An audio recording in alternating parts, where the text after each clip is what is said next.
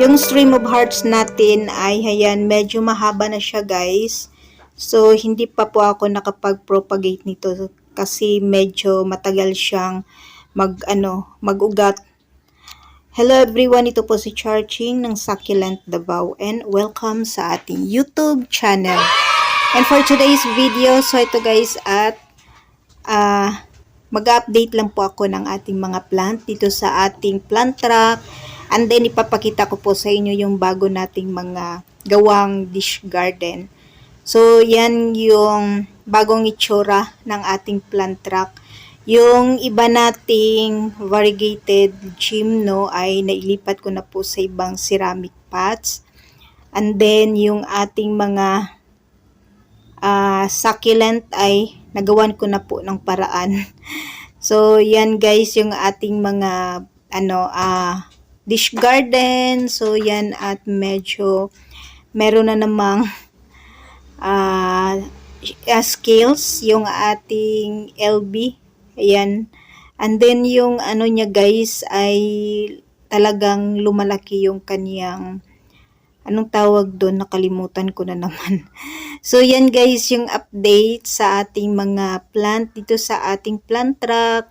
Ayan, isa-isahin natin sila mamaya. So yan yung ating flower vase na nilagyan po natin ng golden photos ata yan guys. So yan at talagang medyo mahaba na yung ating string of hearts. So yan guys yung ating Queen Victoria. Ayan na siya, white na po yung kaniyang lines. And then yung kaniyang mga guard yung mga nakapalibot na variegated gymno. So yung ating mga plant dito na side, yung isa nating yung natin syngonium, so hindi siya masyadong maganda.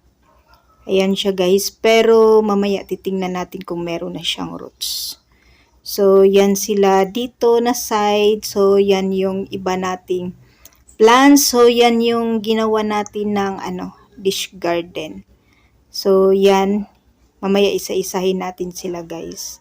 Ikot-ikot muna natin tayo dito sa sa iba pang plant. Ayan, medyo okay naman po sila. And then yung ibang cactus natin ay yan, gumaganda na sila lalo. Nag-iiba yung kulay. So ito guys yung syngonium natin na hindi masyadong maganda. And then heto yung ating yung putos natin. So heto guys at ayan, tingnan natin ang roots. Yan.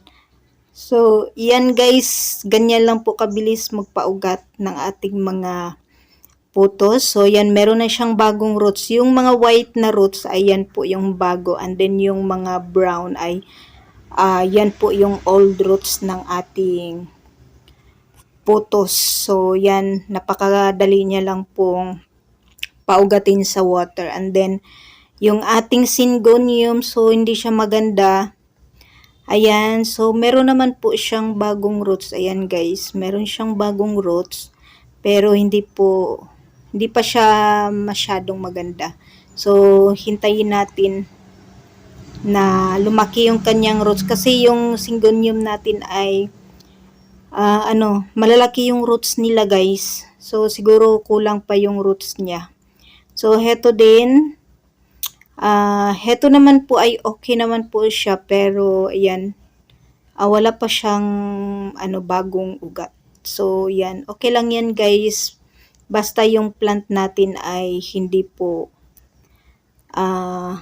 kasi yung iba na sila ay nabubulok. So okay naman po siya, hindi naman po siya nabulok.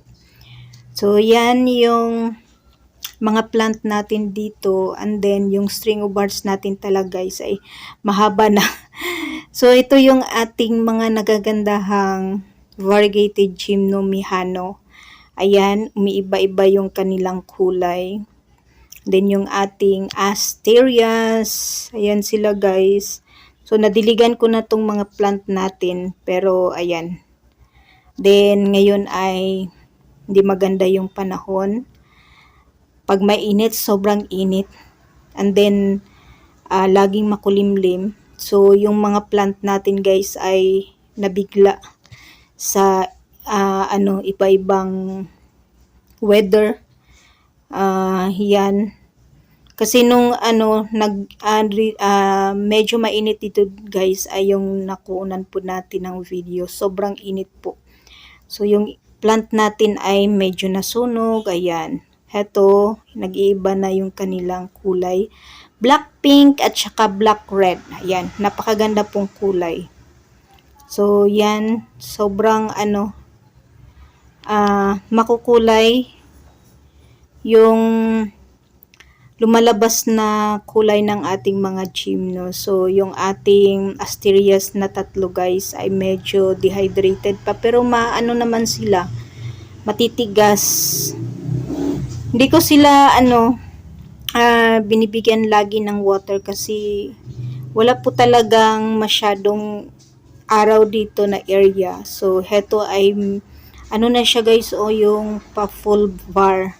So, delikado pag full var yung ating cactus kasi minsan madali silang lumambot and then yung iba ay nasisira. So, okay naman po at wala pa namang nasira na mga cactus. So, ito at medyo siya pa-crested. Ayan. May bago siyang parang pukoryo. So, ito guys na siya yung na scale. So, parang may sakit yung ating black diamond. So, ito guys, yung mga bago nating dish garden. So, ito yung mga succulent natin na anong tawag dun? Na-save natin. Ayan. So, ang ginawa ko dito, tinanggal ko sila. So, dito sila nakatanim. So, tinanggal ko sila sa soil and then tinanggalan ko sila ng old roots. So, mga mga cuttings. Na ko sila na, anong tawag doon? Mga top cut. Ayan. So, ang ginawa ko,